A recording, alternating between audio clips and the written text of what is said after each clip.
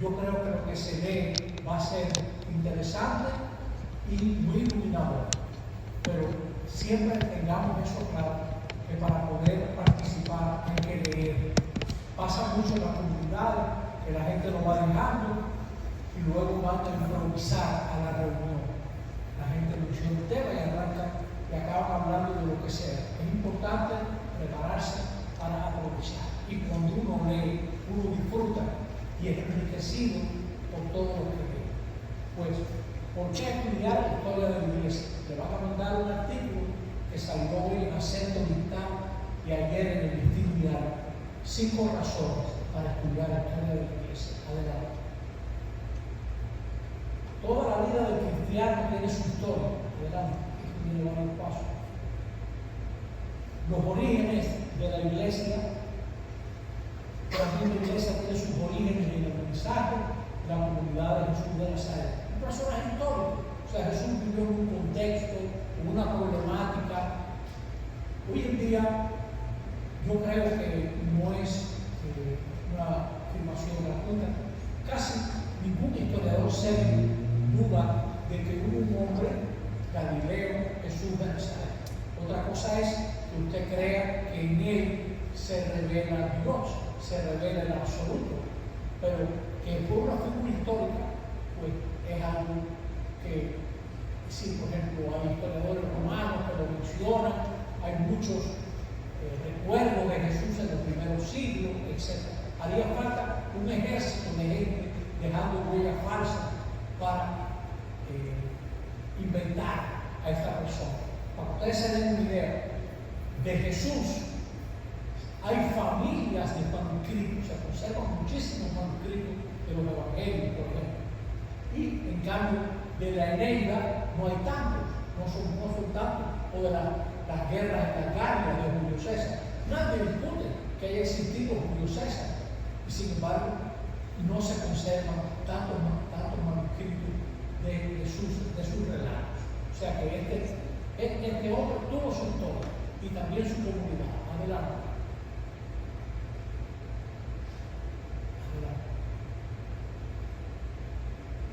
La historia es nuestra memoria colectiva.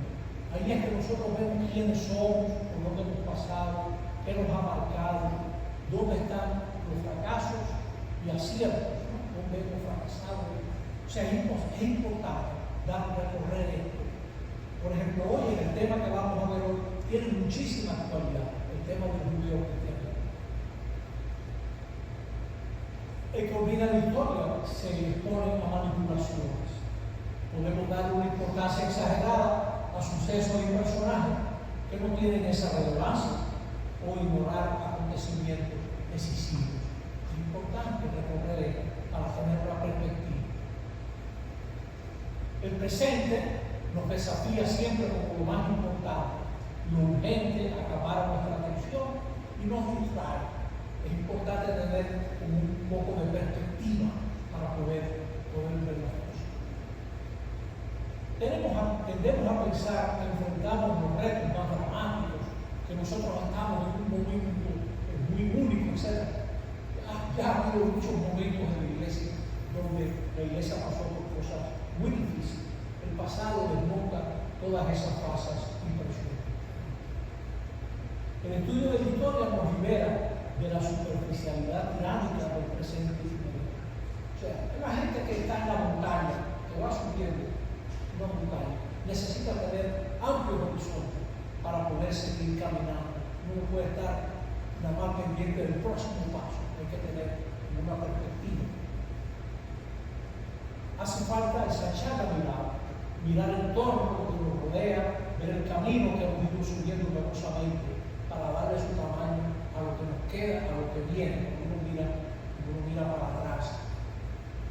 Hoy en día, por ejemplo, tenemos este reto, cómo la Iglesia Católica va a tener una propuesta para los jóvenes, por ejemplo. Eso se ha vivido varias veces también, ¿no? Hay que tomarlo en serio, pero no hay que apartarse, diríamos, no hay que desanimarse. Solamente con la distancia podemos estudiar los factores que intervienen en una estudio específico, sin los apasionamientos del momento, para poner evidencia los elementos del cuerpo. Para entenderlo en su contexto, hace falta también la compasión. El domingo vamos a celebrar a Pedro y Pablo. Se enfrentaron en su momento, en el capítulo 2 de los Gálatas, usted lee ese enfrentamiento. La historia nos ayuda. ¿Por qué Pedro tenía las ideas que tenía? ¿Por qué Pablo tenía las ideas que tenía? Nos permite entender. ¿Quién no se indignaría con veramos un error de un papa como Julio II? Ahí vemos a Julio II, papa, comienzo del siglo XVI, mirando los planos de lo que él quería hacer, San Pedro. Ese San Pedro de hoy en día, él fue el que inventó que iba a ser una iglesia mayor que todas las que existían en la cristiandad, para que se viera la gloria y el poder de la iglesia. Y como él no quería usar su dinero, tenía el dinero, inventó que lo iba a cubrir con indulgencias. Erasmo, que era católico, se indignaba con ese tipo de actividad. Pero también este hombre, que era un viejo terrible, con Julio II fue el que inventó que su tumba iba a tener un grupo escultórico en San Pietro al Vínculo, que era su iglesia.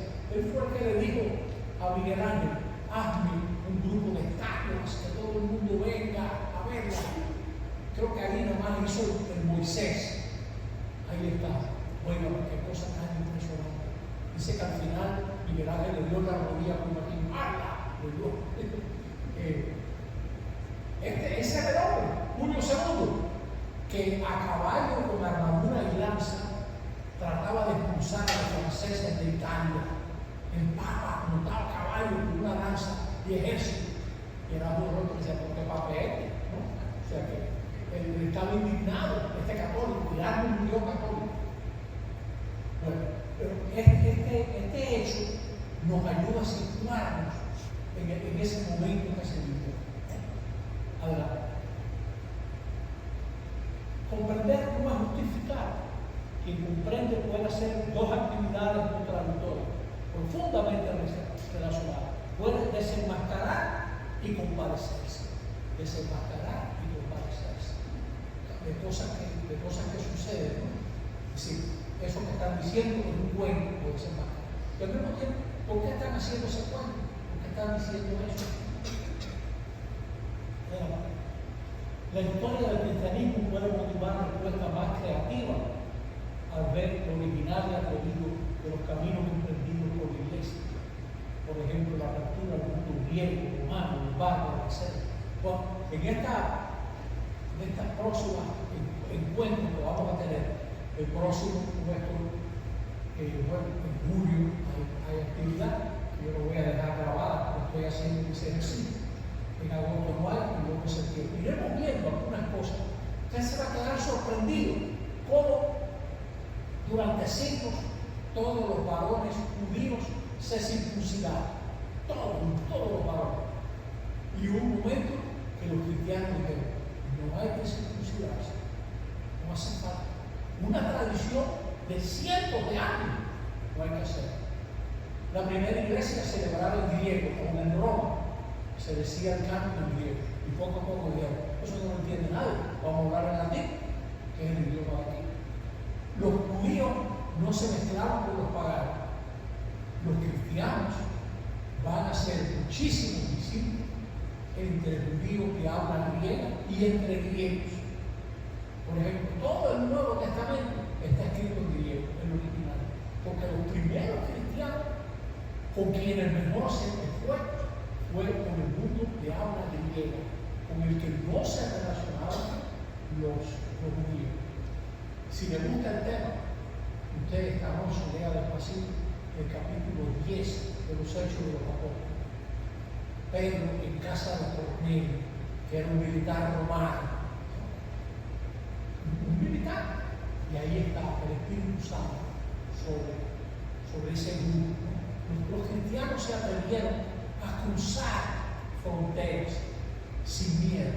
Vamos a hablar de esta gente, vamos a predicar de esta gente. Adelante.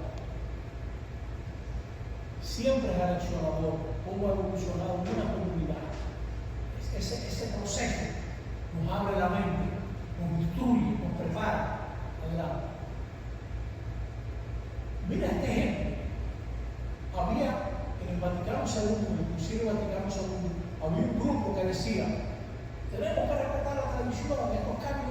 deben ser. Por ejemplo, no se deje el latín, no se deje el latín en la misa, eso es muy importante, etc. Y otros le decían, pero la iglesia habló latín para que el pueblo entendiera. Se fueron al comienzo para poder explicar. Pareciera que la gente que quería mantener el latín eran los más tradicionales. No, los tradicionales eran los que iban más para atrás todavía y decían, pero iglesia, hubo un tiempo que no hablaba latín, hablaban otras cosas. Y hablar latín para que la gente entendiera. No tenemos que hablar en la lengua de cada país para que nos entienda. Porque después que el latín es sagrado. ¿Será que el Señor por las tardes habla en latín? No, por supuesto. Eso no es así. ¿No? Yo ya que estoy hablando bien. En Santiago de los Caballeros, una señora muy solemne quería que yo fuera a su casa a rezar un rosario en latín. Yo le decía, María jamás habló latín. Latín hablaba Pilato. O sea, eso no tiene sentido, señora. No es más sagrado un rosario rezado en latín que un rosario rezado en castellano. ¿No? Probablemente María jamás habló latín, por al ser divina, si le reportan esa actividad. ¿Sí? La historia de la iglesia es un camino hacia el realismo y la humildad. Hemos tenido fallos, caminos equivocados, gente que se le dio confianza y fueron un desastre, etc. ¿No? Muy triste. Usted va a ver esto, como decía Santiago en su oración al comienzo. Queremos amar nuestra iglesia sin negar sus luces y sombras. ¿No? En la iglesia siempre se han dado luces y sombras. Así es. Seguimos. Estudiando historia de la iglesia podemos captar cuánto nos falta por madurar. Cuando uno ve cómo responden algunas comunidades impresionantes. Usted va a ver hoy, en el día de hoy, ya usted verá eso, ¿verdad? En la historia siempre es progreso, no necesariamente, no siempre es progreso. A veces damos marcha atrás, a veces tomamos caminos equivocados, pasa en todo, ¿verdad? Fíjate lo que dice el Vaticano II. Porque la iglesia, por la virtud del Espíritu Santo, se ha mantenido con las cosas que hizo su Señor y nunca ha cesado de ser signo de salvación del mundo. Sabe, sin embargo, muy bien que no siempre, a lo largo de su prolongada historia, fueron todos sus miembros clérigos o laicos fieles al Espíritu de Dios. Una forma muy decente de decir, seguimos. Sabe también que hoy en día es mucha la distancia que se da entre el mensaje que ella anuncia y la fragilidad humana de los mensajeros. Eso me cae de lleno. A mí mismo, aquí, que me toca proclamar el Evangelio, uno tiene que reconocer que grande me queda esto, Dios mío, que lejos estoy de vivir lo que estoy diciendo. Así que, lo vamos a ver, adelante. Dejando a un lado el juicio de la historia, debemos, sin embargo, tener conciencia de ella y con máxima energía para que no dañe la dimensión del Evangelio. No repetir lo que no sintió, ¿verdad? De igual manera comprende la iglesia cuánto le queda aún por madurar por su experiencia de siglo de la relación que debe mantener. ¿Cuánto nos queda todavía? Eso lo decían en un concilio que fue en 1962, 1965. Creo que este documento tiene por ahí a lo final. ¿Sí? Dirigida por el Espíritu Santo, la iglesia como madre no cesa de exhortar a sus hijos la purificación y la renovación para que brille con mayor claridad la señal de Cristo en el rostro de la iglesia. Es decir, la iglesia misma reconoce que ella necesita cambiar, necesita mejorar, necesita volver a su raíz. Toda la Eucaristía empieza, Señor, ten piedad. Empezamos diciendo así, ¿por qué? Porque tenemos fallos, nos desorientamos. El Evangelio Gaudium, que está enterito en internet, el gozo del Evangelio de nuestro Papa Francisco, recién fallecido, él dice, adelante. En este contexto se alimenta la vanagloria de quienes se conforman con tener algún poder y prefieren ser generales de ejércitos derrotados antes que simples soldados y un escuadrón que sigue luchando. ¿Cuántas veces soñaron con planes apostólicos expansionistas, meticulosos, bien dibujados, propios de generales derrotados?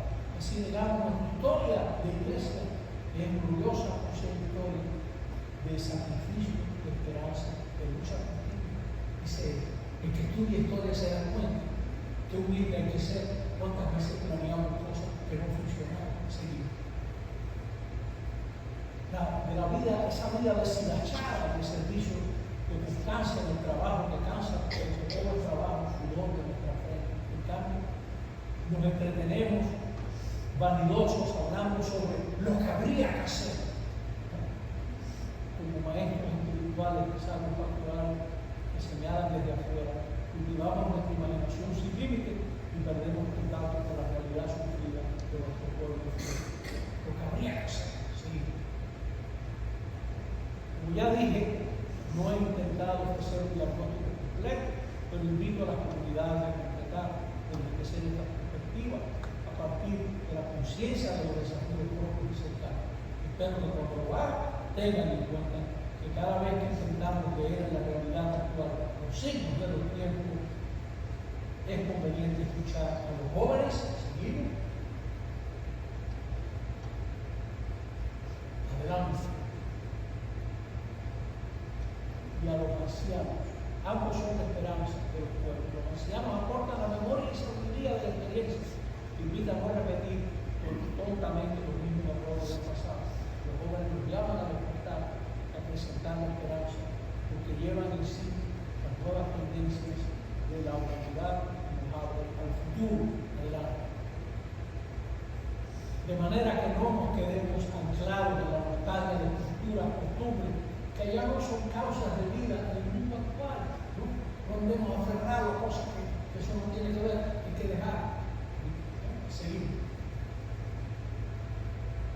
Esa fue la evangélica en la fiesta de Cristo Rey del 2013, cuando él publicó este documento, una exhortación histórica. Dos tentaciones de la iglesia: limitarse a repetir como si todo hubiese sido dicho ya en un solo momento, inventar y actuar como si no hubiera acontecido nada, no tener en cuenta las situaciones similares, ¿no? Esas son dos tentaciones, ¿no? Repetir y decir, aquí no ha habido, yo soy, conmigo comenzó todo. Eso es un disparate, ¿no? Hay muchas cosas que uno tiene que aprender del pasado, ¿verdad?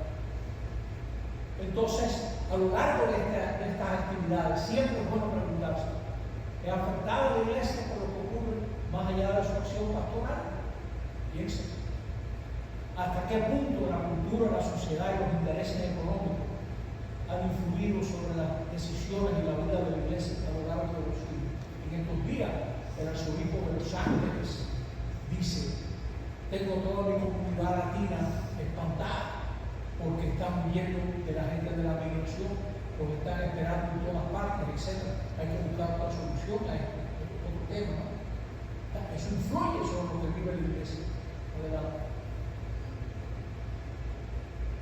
La buena noticia puede transformar la sociedad. Señores, el cristianismo nació en medio de un imperio que tenía 5 años funcionando y todavía duró 4 más. Y ahí nació, y ahí creció. Y lo cambió desde adentro. ¿Ha existido algún tiempo en que la iglesia fue una comunidad de santos coherentes con la buena noticia, libre de errores y sin divisiones odiosas? Ustedes piensen esto. En estos días meditaba cómo Jesús se está despidiendo de los discípulos después de todo lo que le ha dicho, después de la cruz, de la resurrección, y le dice: es ahora que vas a establecer el poder. Tenemos esa comprensión limitada. ¿Sí? ¿Qué necesita la iglesia para incidir en la sociedad con su buena noticia? Necesita el poder, recursos de los que tienen poder, controlar al Estado para poder hacer muchas cosas. ¿Es eso el camino? Vamos a seguir. Ha sido fiel siempre al mensaje original, lo ha traicionado al adaptarse a nuevas culturas. ¿En qué consiste esa fidelidad? Iremos descubriendo. Jesús de Nazaret, sus primeros discípulos eran judíos de la Palestina del siglo I. ¿Podía la iglesia, sin pesar de ser judía, entrar en un diálogo serio con el mundo griego y el imperio romano? ¿Cuándo la iglesia dejó de ser judía? ¿Qué le debe nuestra iglesia al judaísmo? Eso es lo que vamos a ver en unos momentos. Usted va a estar estudiando historia de la iglesia, con todo respeto, que esto va a estar disponible. Le doy estos consejitos. Siempre que usted estudia algo, pregúntese, ¿en qué consistió el proceso? ¿Quién es el personaje clave? La institución que estoy investigando. ¿Cuándo ocurrió?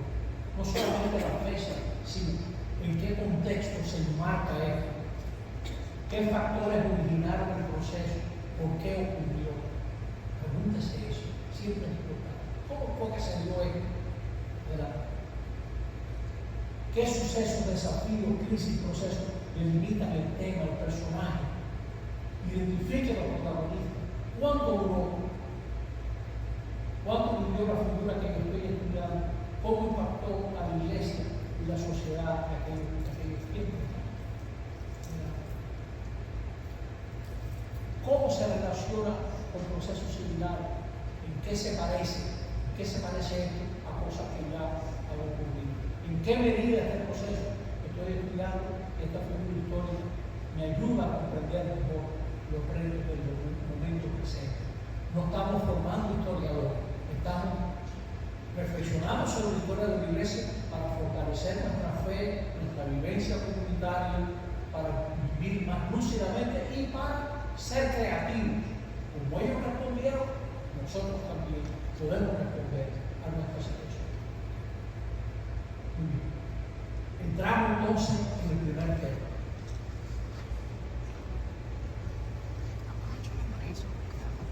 Sí, tratando de eso. Como les decía, va a haber materiales disponibles, fichas que tienen preguntas para ayudar en la conversación en la comunidad. Estos mismos PowerPoint van a hacer referencia a un libro que va a servir de guía. El libro se lee fácilmente, qué capítulo se va a leer para cada reunión, cómo esos capítulos responden las preguntas. Ahora vamos a ver a los judeocristianos, es decir, una generación cristiana venía del judaísmo, mantuvieron muchas costumbres judías, pero también rechazaron otras costumbres judías y eventualmente dejaron atrás muchas normas judías, muchas actitudes del judaísmo y eventualmente los botaron de la sinagoga, los excluyeron de la sinagoga y eventualmente ellos desaparecieron. Los que más estaban ligados al judaísmo desaparecieron. Lo que quedó fue una comunidad que reconocía sus raíces judías, pero ya andaba en algo nuevo.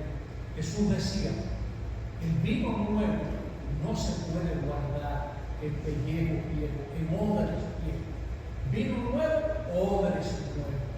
Porque el vino nuevo revienta, y eso fue lo que hizo el Evangelio. Reventó todos los odres viejos de muchas normas y muchas prácticas judías. El templo, la circuncisión, la regla del puro y impuro, el sábado, la concepción de la autoridad, la concepción del papel del hombre, de la mujer, la idea de la mujer sobre la mujer, el sentido del matrimonio, la ambición de poder, el pensar que Dios estaba casado con los intereses de Israel, etc. Dejaron atrás todo eso. Seguimos. Hacia el año 30, la comunidad tiene la experiencia del Espíritu Santo. Hace poco celebrábamos Pentecostés. Y la iglesia predica que ese Jesús crucificado es Señor y Mesías. Es decir, la piedra que las autoridades judías desecharon, los que sabían la ley, los que controlaban el templo, el culto, mataron a Jesús, condenaron a Jesús. Entonces, y Dios rehabilitó a Jesús. ¿Qué quiere decir eso? Que descalificó el templo, las normas que llevaron a Jesús a la muerte, lo que se llama la ley. La ley no son los mandamientos de Moisés, la ley es esa mentalidad judía que llevó a Jesús a la muerte. Los cristianos van a dejar atrás eso. Descalificaron la ley, el templo, las autoridades. En Jesús, Dios ha actuado de manera decisiva e insuperable. No hay más nada que esperar. Él es el Mesías. En él se revela. No hay otro nombre en el cual podamos ser salvos, dirá los apóstoles. Los apóstoles han sido fortalecidos. Los mismos que huyeron ahora se comportan como autoridad. La primera iglesia hizo esa experiencia. Que por cierto, si me permiten la comparación, ¿cuántas veces uno ha visto cómo son fortalecidos hombres y mujeres al final de un retiro, de un concilio, al final de una experiencia comunitaria? Ahí hay algo nuevo, hay algo más. Tú dices, pero y arrancan a vivir de una manera nueva, ¿no? Los cristianos de Jerusalén siguieron asistiendo al templo. Si usted lee el comienzo el final de Lucas y el comienzo de los Hechos de los Apóstoles, por ejemplo, Lucas 24 y Hechos 1, el templo seguía siendo central. Valoraban el cumplimiento de muchas normas judías, ¿no? Pero vienen también las persecuciones. La autoridad judía va a matar a algunos cristianos, y lo vamos a leer, creo que este domingo se lee, que no es el domingo, como Pedro está preso, ¿no? Sí. Que el cristianismo quedase encerrado, preso del marco hebreo, era un peligro. Le va a ayudar a servir a los enemistas. Eran gente que conocía la tradición judía, pero tenía una experiencia intensa de diálogo con la cultura griega, su idioma era el griego.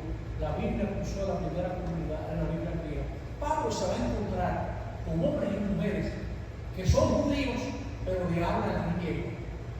Se manejan en el mundo griego. Y él los va a encontrar mucho más abiertos que, por ejemplo, los judíos que estaban obligados al fariseísmo, o los judíos que mantenían su tradición. Eventualmente, estos judíos que venían del mundo griego, Pablo entra con un cuchillo mantequilla ahí. O sea, Pablo se gana esa gente y son sus grandes amigos, sus grandes defensores.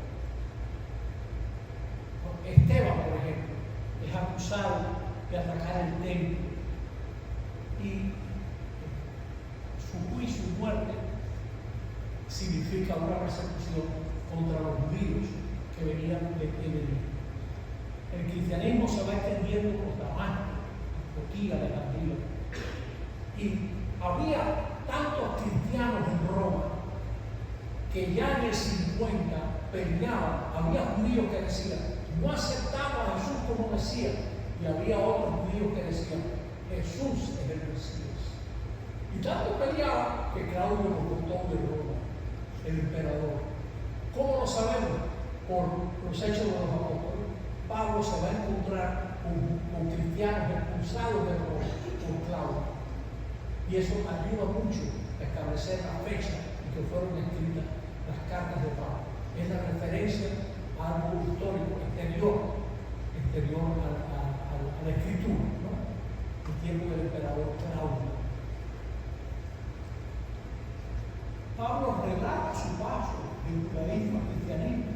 Pablo era fariseo, educado como fariseo, y descubre que Jesús es más importante que todas esas normas, que Jesús no está, el Mesías no está ligado al destino político de Israel, nada de eso, que el Mesías está abierto a todos los pueblos, que esa opresión de la mujer que tenían los judíos, Dios no quiere eso, esa exclusión del extranjero, Dios no quiere eso, esa acusación contra el que llevaba una nación sin compasión, contra el que era ignorante de las normas judías, etc. Pablo entra en otra actitud. Y había gente que decía, oye, pero Pablo no te va demasiado lejos en su relación con los paganos. En las comunidades ya se están advirtiendo hombres no circuncidados, pero que creen en Jesús, Y los que estaban circuncidados decían, espérate, para tú ser un buen cristiano, tienes que pasar primero por el judaísmo y luego hacerte cristiano. Y Pablo decía, no señor, basta creer en Jesús de Nazaret. No hay que hacerse judío para ser cristiano.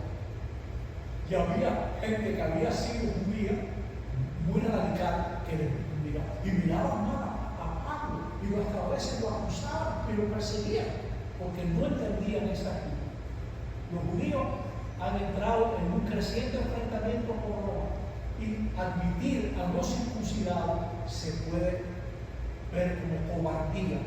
Le están haciendo el juego a los romanos, ¿no? Y ese existía el peligro de identificar el cristianismo con el destino nacional de Israel. Esto se va a ver clarísimo cuando haya un levantamiento en el 66 contra los romanos, muy bien organizado. Los cristianos no participan de ese levantamiento contra los romanos. Seguimos. Este es el mundo en el que vivió, se movió Pablo. Ustedes ven el Asia Menor, Grecia y eventualmente Roma. O sea, es el Mediterráneo oriental que está muy actual. Toda esta zona. Ese es el mundo de Pablo. Sí. Fíjense la postura de Pablo. Pablo piensa que los paganos cristianos es esencial librar al cristianismo de sus ataduras judías.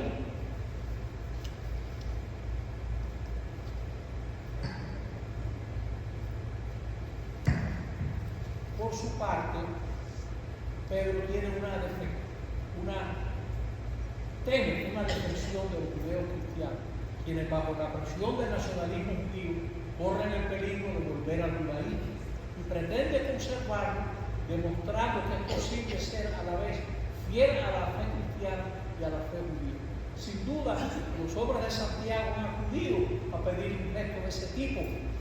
Pedro, antes de que llegara esta gente, comía con los paganos. Cuando llega esta gente, deja de comer con los paganos, ¿no? Sin duda, ¿no? Las dos posiciones eran legítimas, pero inconciliables. Pablo se resigna en este momento a prescindir del judeocristianismo. Solo piensa en el porvenir de la iglesia en ambiente griego, y así se comprende la hostilidad de los judeos cristianos. Hubo judeos cristianos que no aceptaban la posición de Pablo. Seguimos.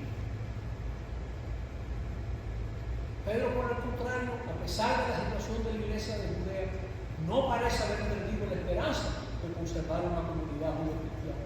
Y tal vez su visión era correcta, tan correcta como la de Pablo. Pero de hecho, solo por estamos informados de los acontecimientos de Antioquía. Su visión es unilateral. Así es. O sea que nosotros nada más no conocemos creo que la versión de Pablo, no la de Pedro. Pero está muy claro que Pablo piensa que no hay que pasar por judaísmo. Seguimos.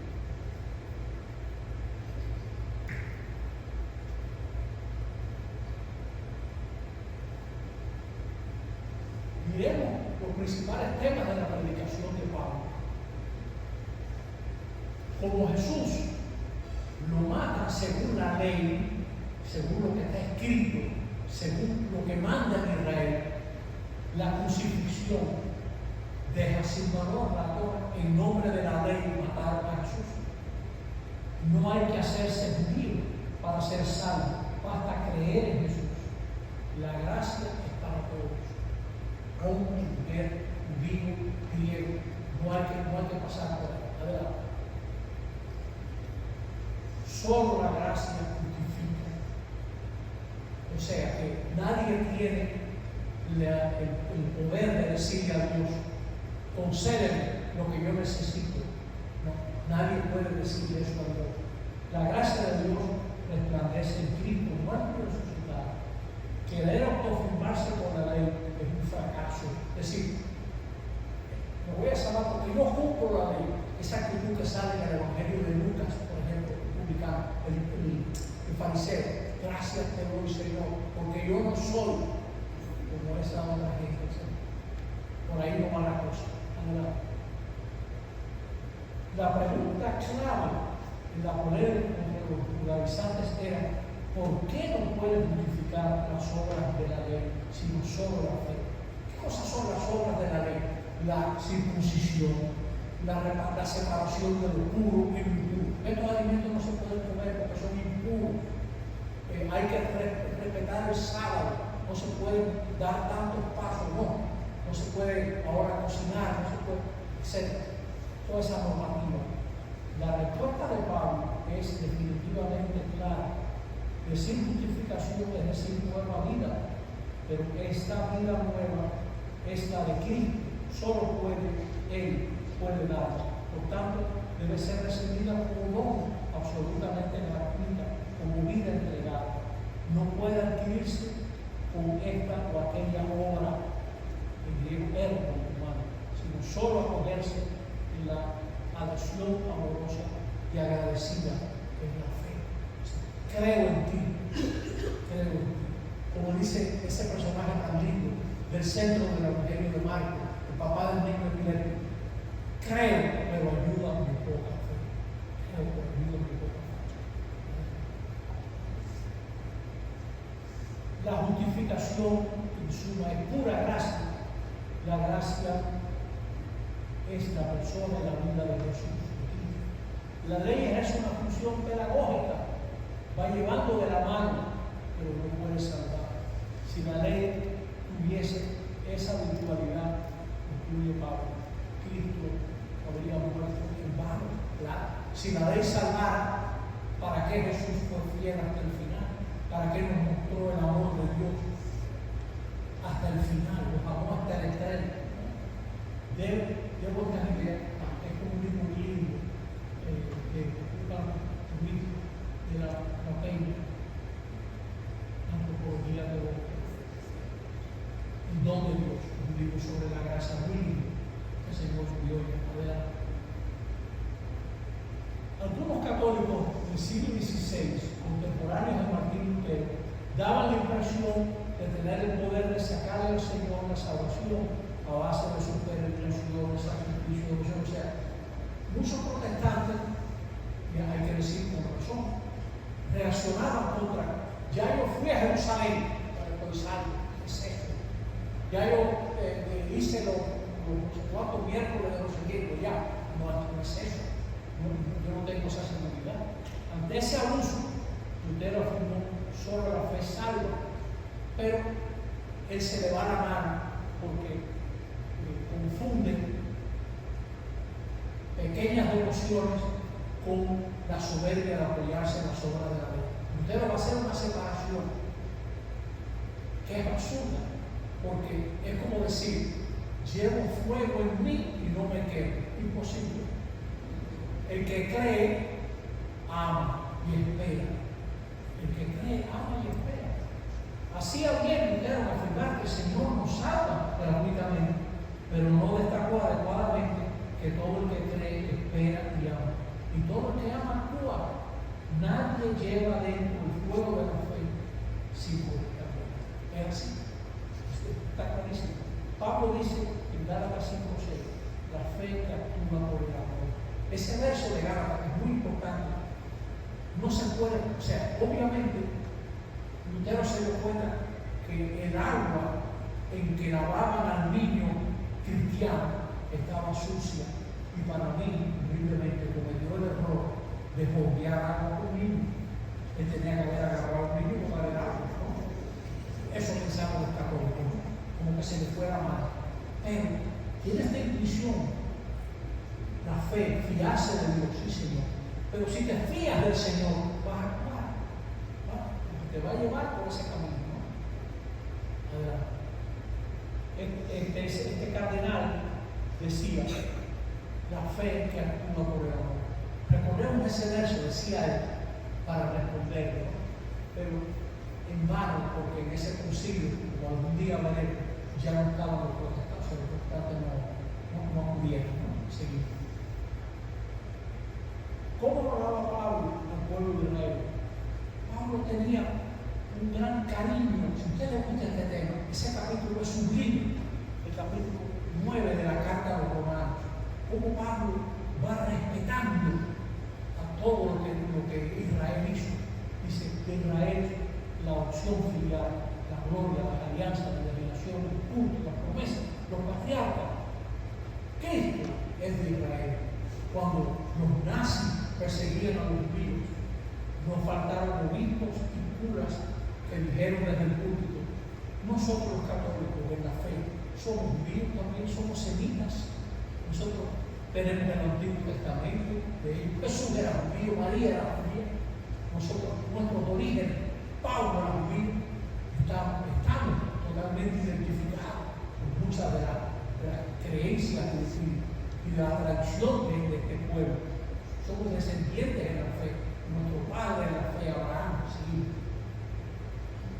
Los judeos cristianos vieron en Pablo un enemigo, le negaron la categoría de apóstol.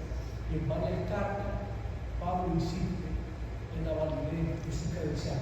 Mucha gente, ¿por qué Pablo muchas veces dice: ellos son apóstoles, yo también? Porque hay gente que dice: tú eres apóstol, porque no enseñaba lo que ellos querían que enseñase.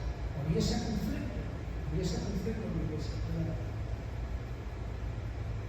Lo acusaban a Pablo de esta manera: tú renegaste de la herencia hebraica, no observas los dictámenes de la ley de Moisés. No les estaba observando, ¿no? Por ejemplo, la expulsión de un incircunciso no puede ser de la comunidad, no puede entrar en el templo, no puede entrar en el espacio sagrado de la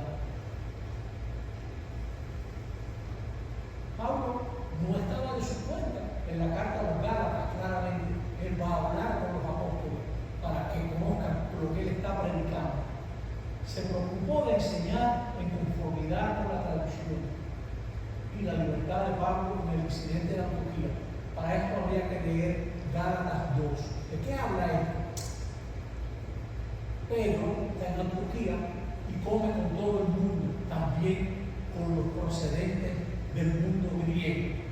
Pero cuando llegan los judeos cristianos de Jerusalén, deja de comer con él. Y entonces Pablo se lo enfrenta y le dice: espérate, tú no estás actuando bien, Pedro, no estás actuando bien, porque tú tenías una práctica antes que llegara esta gente que te critica y ahora le tienes miedo. No, Señor,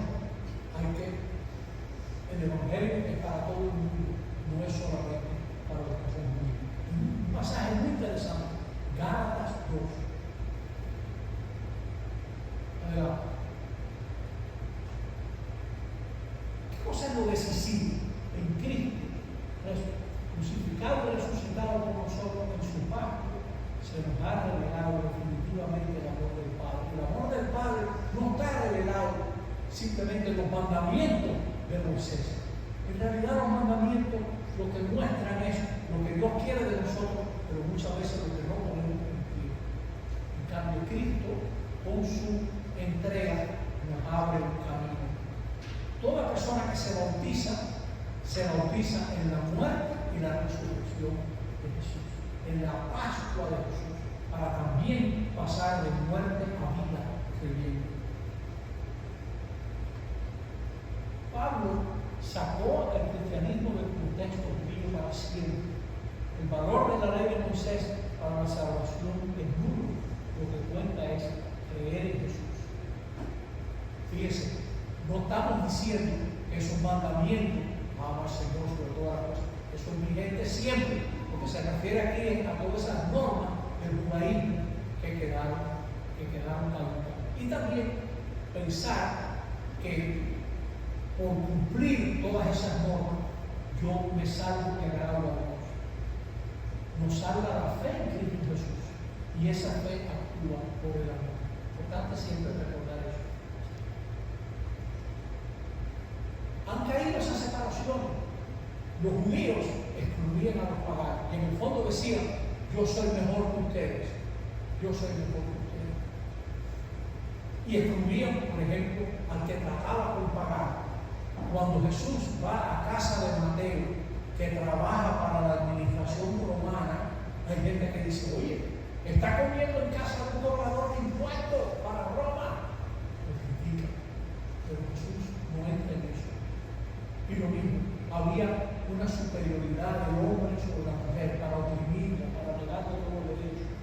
Y también el esclavo y el libre, había un maltrato del esclavo. Es bueno recordar que la iglesia tardó mucho en darse cuenta de la injusticia que era la esclavitud. Pero ya desde el primer momento entró esta idea. Un cristiano no puede tratar a su esclavo como si no tuviera dignidad humana. Entró esa idea, pero la iglesia tardó mucho en luchar, primero, para que no hubiera tráfico de esclavos, y segundo, para que no hubiera esclavos. Porque ser sincero, mucho se tardó en eso. Y lo mismo, la gente que está cerca, la gente que está lejos. Hermano, Pablo se va a especializar en gente que está lejos, visita comunidades que están lejos, para animarla, y le escribe cartas, y los anima, y los alienta a Dios. Adelante.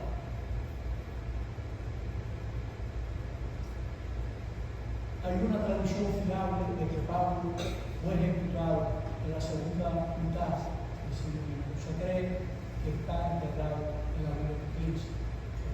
Lo que es la Basílica de San Pablo en Tramuros, en Roma. Es una tradición muy bastante bien fundada. Adelante.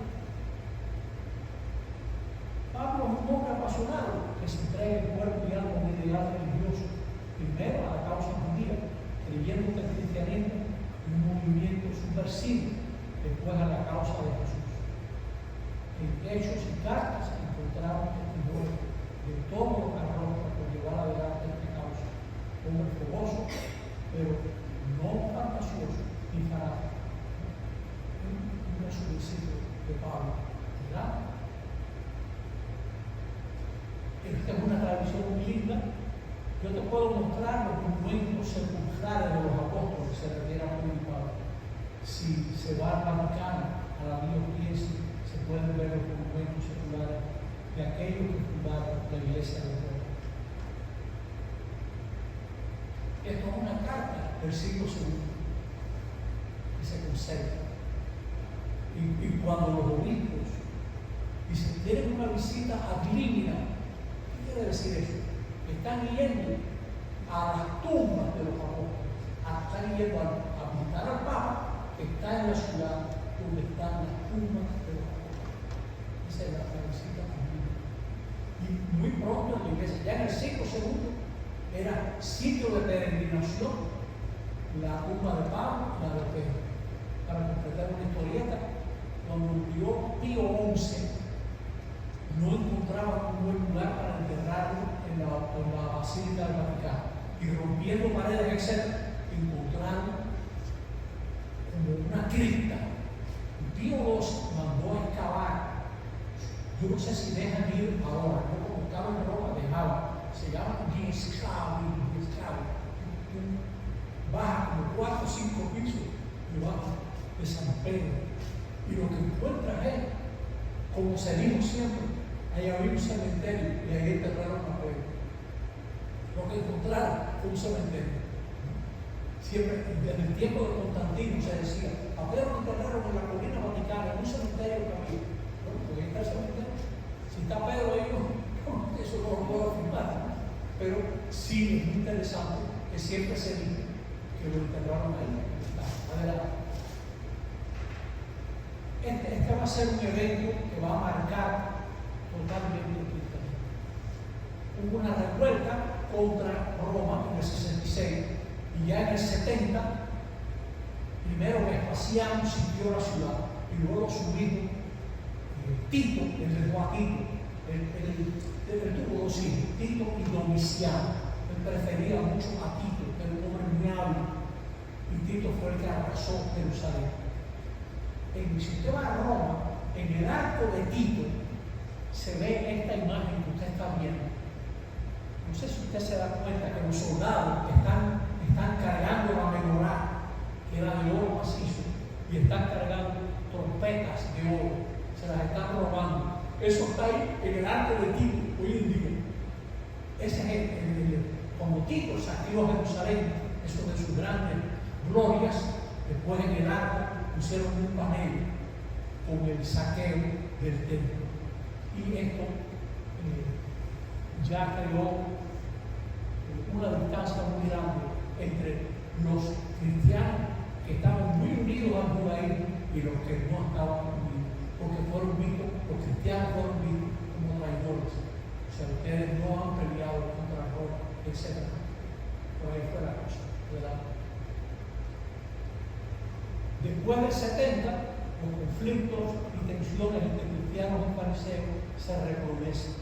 Si a usted le gusta este tema, el capítulo 23 de Mateo es la típica discusión entre cristianos y fariseos.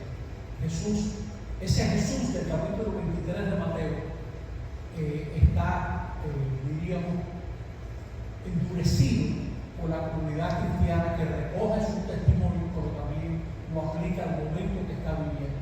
Como se escribe Mateo, la iglesia está peleando contra los fariseos. Los cristianos helenistas empligaron la versión griega de la Biblia, llamada Biblia de los 70. Los cristianos usaban tanto la Biblia griega que los judíos dijeron: vamos a descalificar esa Biblia. No aceptamos ninguna Biblia o ningún libro de la Biblia cuyo original no lo conservemos en hebreo. Y ahí es donde ellos reducen diríamos, el canon de la Biblia, y eso fue lo que adoptó Lutero. Lutero dijo: yo tampoco acepto, pero Lutero dijo eso 15 siglos después. La iglesia durante 15 siglos mantuvo una serie de libros, por ejemplo, Tobías, Ubí, 1 y 2 Macabeos, etc. Baruch, la carta de Baruch. Y ahora viene Lutero en el siglo XVI y se acoge al canon griego. Si usted coge el Nuevo Testamento griego, una gente que sabe bien el griego se da cuenta que la Biblia que cita el Nuevo Testamento es la Biblia griega, que es la Biblia que usaban los cristianos. Seguimos. Ese liderazgo judío fue asumido por los fariseos y la práctica religiosa se centró en la ley porque ya no había templo. Pronto fueron excluidos de la comunidad todo el que confesase a Jesús como Señor. Si usted recuerda el ciego del capítulo 9 de Juan, que lo botan, ese relato del capítulo 9 de Juan recoge la expulsión de cristianos de la sinagoga judía por reconocer a Jesús como Mesías. Sus preguntas.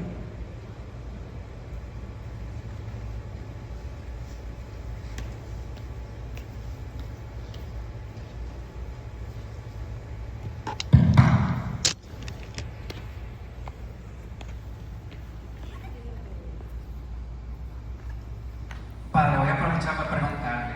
Ahí de ese grupo de judíos sacó los libros que no estaban en griego. Exacto. Ellos. Es el concilio de Yamnia, el famoso concilio de Yamnia. Bueno, así es, sí, Yamnia. Pero hasta el día de hoy se discute si eso se dio, si no se dio, si es un mito, lo que sea. Lo que sí es cierto es que los judíos rechazaron de su Biblia todo libro cuyo original no estuviera en hebreo. Que hubo una reunión para hacerlo, y se cree que sí, pero hay gente que lo discute, o sea, todo hay que decir.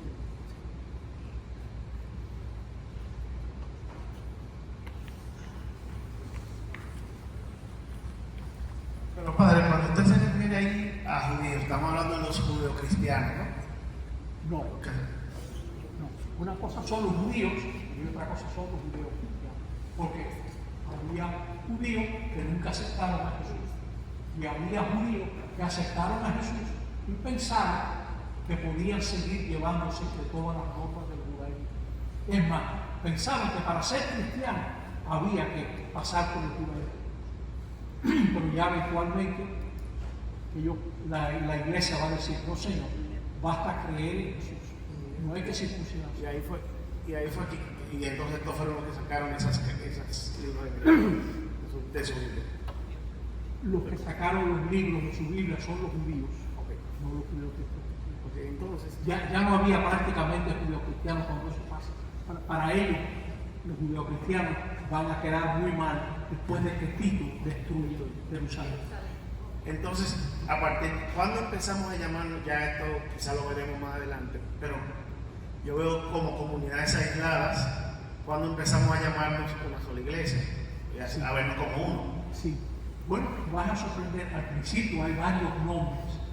Por ejemplo, Pablo, en el libro de los Hechos, aparece, estaba pidiendo cartas para perseguir a todos los que son del camino. Es una manera de hablar de la iglesia. También titulé Hechos, también vas a ver después de Antioquía, donde estos judíos, tantos hablaban de Cristo, que le van a llamar cristianos. Y es la primera vez que se usa ese nombre. Pero no es que exista un nombre. Se usa la palabra iglesia, que es una palabra como neutra, asamblea.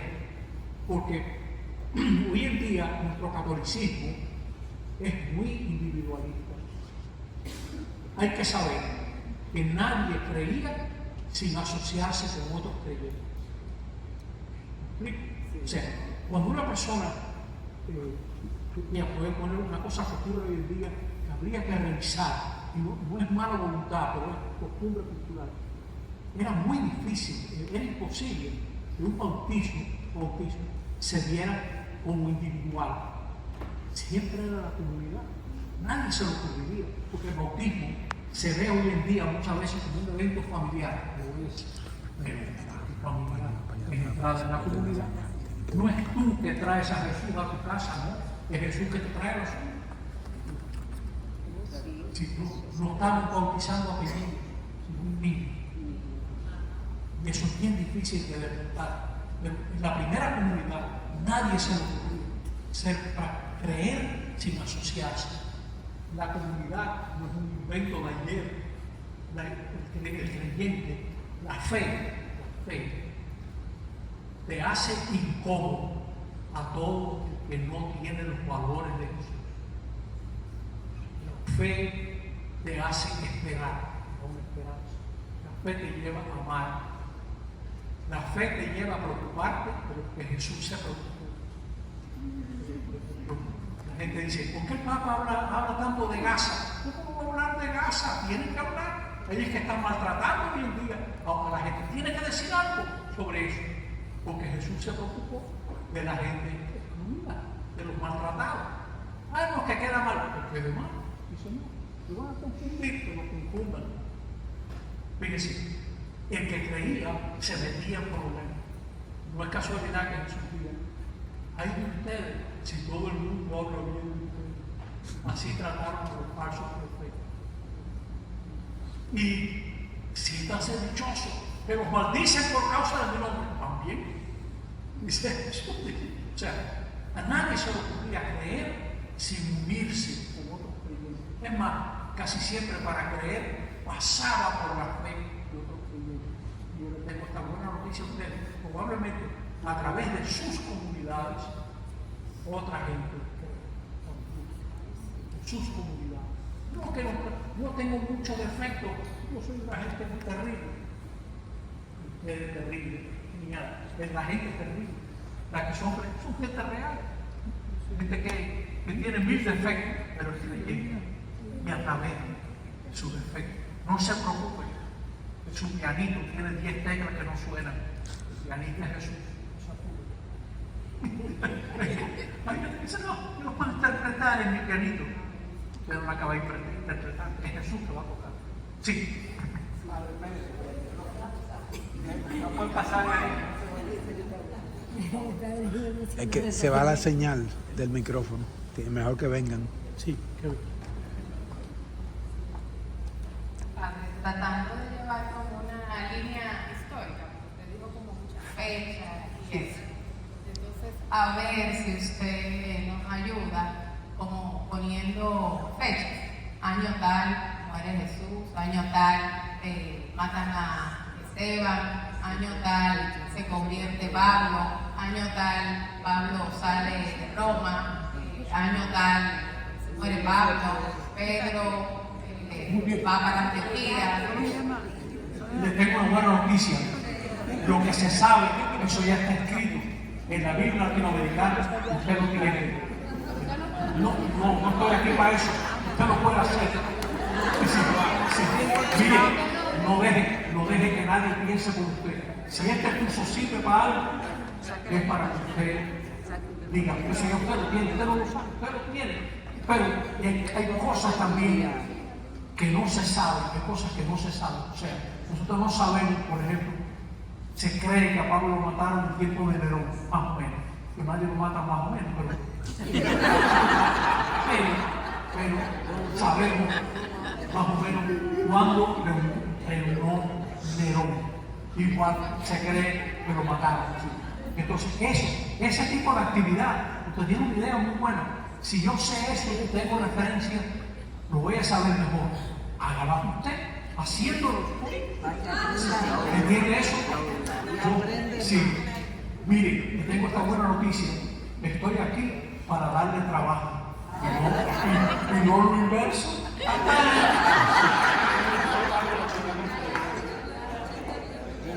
Como la iglesia se tardó tanto en ocuparse sobre la esclavitud, ¿no sería que uno de esos papas recibía algún beneficio? Sí. Que la iglesia recibía beneficios. Es más triste que eso. Mire, la iglesia estaba tan ligada a poderes que le costó mucho trabajo. Mire, fíjese, también por perjuicio racial, la España que conquistó América tenía africanos esclavos. Esa misma España tuvo curas españoles que dijeron: el indio es ser humano y no se le puede oprimir. Fue aquí que se dijo eso, 1511, Montesinos, segundo domingo de Adviento. O sea que la iglesia se atrevió a defender al indio y tardó en darse cuenta que el africano es tan humano. Permítame una experiencia. Yo he vivido bastantes años de mi vida en los Estados Unidos. Usted se asombrará de la calidad de mente de muchos ciudadanos de los Estados Unidos. Fue el primer país que se dio cuenta que ningún gobierno debe legislar sobre religión. Excelente idea. Segundo, fue de los primeros países que afirmó que todo el mundo es sujeto de derechos que nadie puede negar. Impresionante. Esa misma comunidad tardó por prejuicios en darse cuenta que el africano era ser humano. Hay un presidente americano que era casi un santo, Abraham Lincoln. Lincoln les dijo a una delegación negra al comienzo de la guerra civil: váyanse de Estados Unidos, ustedes aquí nunca van a ser felices. Lincoln decía en su campaña política: donde existe la esclavitud, no me meteré a cambiarla. Estados del sur, tengan seguridad que yo no voy a tocar la esclavitud. Donde yo no la quiero es en los nuevos territorios, pero con ustedes no me meto. Ese mismo Lincoln, que era un hombre decente, se sabía su Biblia, Lincoln, aunque no era afiliado a ninguna iglesia como tal, pero se sabía la Biblia así. Ese mismo hombre más tarde dice: no está bien que un hombre no sea dueño de su trabajo. Eso no está bien. Luego más adelante dijo: libero todos los esclavos que trabajan para el sur. Y luego cuando los ingleses le dijeron: ¿qué gracia tienes tú? Libera los tuyos también. Pues libero los míos también. Y liberó los esclavos. Y luego dijo: esa gente son tan ciudadanos como nosotros. Fue creciendo, se dio cuenta. Bueno, pues la iglesia le tomó mucho tiempo eso, con muchos prejuicios. Y también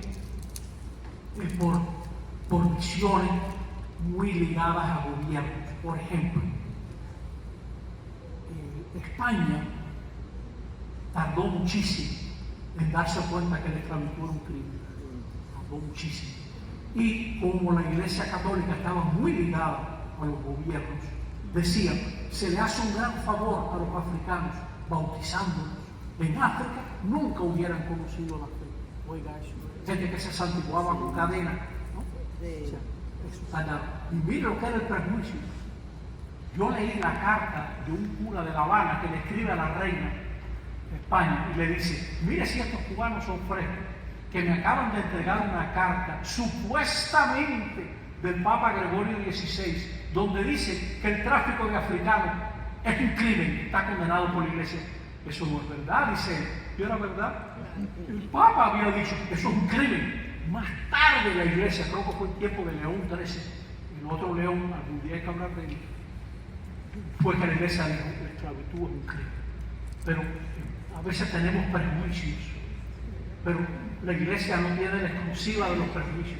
Les pongo otro ejemplito, no los atormento mucho, pero les pongo otro ejemplito.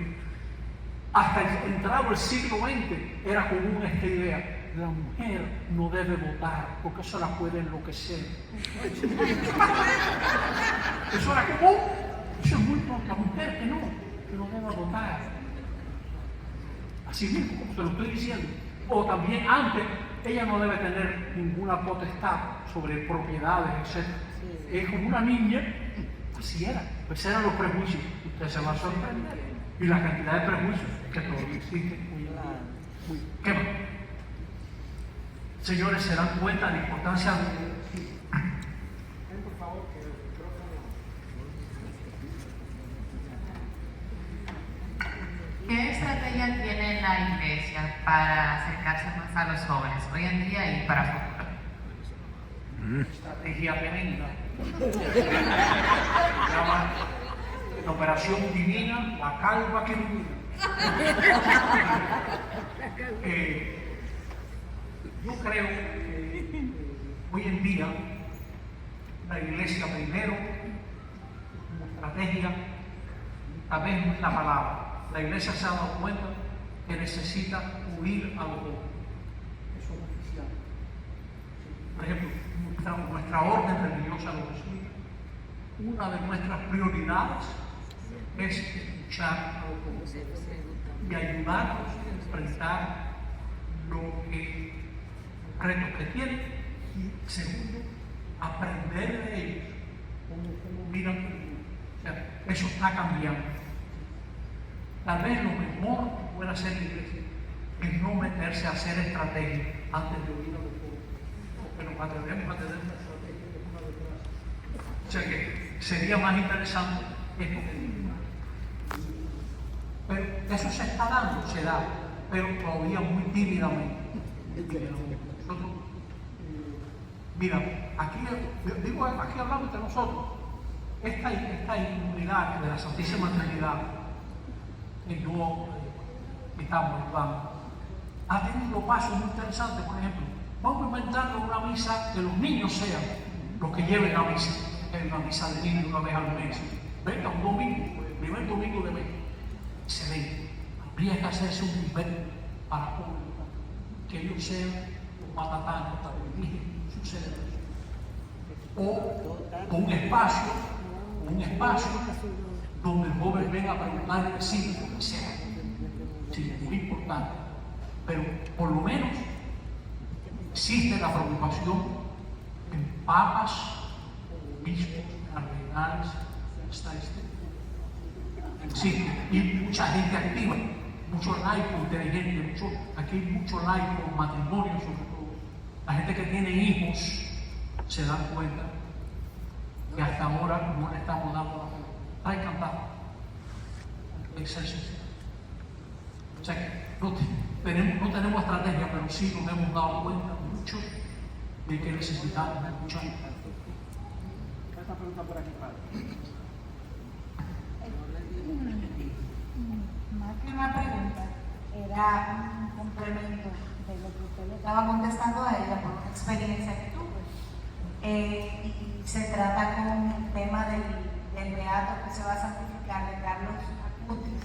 Tuve la oportunidad de ir a Roma en el momento en que eso estaba pasando, que se iba a canonizar, el Papa, ahí se cambió, tiene nueva fecha. Pero tuve la oportunidad de Roma llena, pero repleta de jóvenes. Y yo no soy quien para decir si es una estrategia o no. Yo creo que el mismo Señor nos va regalando. Muy bien. Miren, eso es algo muy lindo, que los jóvenes se reconozcan en ese muchacho. Ahora bien, así también ha habido reuniones multitudinarias de papas con jóvenes. Sí. ¿Qué quedó de ahí? Las generaciones jóvenes no son generaciones que se sienten cómodas con el compromiso. El joven le encanta un evento puntual. Vamos a ver a peregrinación al Vallequisto de Vallaguana y arrancan para allá. ¿Qué continuidad tiene eso? ¿Se entiende lo que digo? O sea que yo a veces nosotros había no sé cuántos jóvenes en el evento de la cuestión. ¿Qué continuidad tuvo? Hay que ver la continuidad. Como digo esto, digo otra cosa. Conozco jóvenes voluntarios que sirven a comunidades pobres. Eso existe. Y tiene continuidad. Pero es siempre minoritario. Conozco gente joven que se ocupa de cosas que generalmente no se ocupan. Pero hoy en la generación joven le falta el compromiso. Y a nosotros los mayores nos falta el entender que no sabemos, que es algo muy grande reconocer, una gente vieja, reconocer, no sabemos. Oigan, me da pena con ustedes. Señores, repito, lean, sean felices. Si ustedes creen que más que alguna otra lectura les puede ayudar, hay lecturas y buenas, o sea, hay muchas cosas buenas para estudiar, por ejemplo, esto que estamos viendo hoy, etc. Varios libros digitales, ustedes se pueden, pero más interesante, en el fondo, lo que usted pedía, con tanta razón, hace falta hacer un esquema personal. Lo inteligente sería hacer un archivo, crear un archivo en Word. Usted tiene 10 minutos en la semana, vaya haciendo su orden, su archivo. ¿Qué aprendí hoy? Bueno, pues en el 70 destruye Jerusalén. Pero no quedarse solo en cronología, sino primer reto de la iglesia, no quedarse dentro del judaísmo, etc. Anotar lo que usted aprende, que puede ser muy bueno. Y sacar ese tiempito y usted lo vuelve a leer y a veces lo completa. Yo estudio mucho así. Hago un primer approach y luego vuelvo. Eso uno aprende mucho. Vamos. Gracias, Padre. Un aplauso, Padre.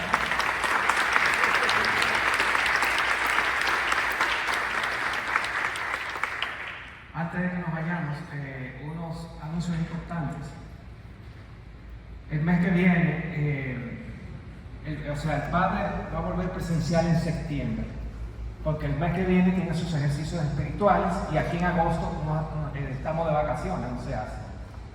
Entonces lo va a dejar grabado. Pero para los catequistas, en julio, entonces vamos a tener el taller de catequistas. Eso va a ser el 30 de julio. Entonces el padre va a volver presencial el 10 de septiembre. Esa es la fecha que el padre va a volver aquí con nosotros. Entonces le damos las gracias a todos ustedes por su asistencia, le damos las gracias a Dios por todo lo aprendido hoy y que el Señor los bendiga a todos.